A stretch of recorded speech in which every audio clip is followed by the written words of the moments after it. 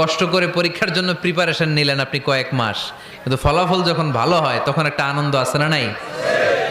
সারাদিন রোজা রাখলেন রমজানে, কি কষ্ট, তৃষ্ণায় গলা ফেটে যায়, কিন্তু ইফতারির সময় যখন রুহাবজা শরবতটা খাই কেমন লাগে?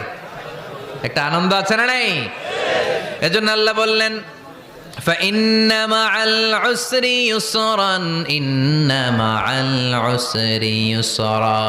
ও নবী, কষ্টের দিন মক্কায় অল্প কিছু দিন, মদিনাতে আনন্দের দিন অপেক্ষা করছে।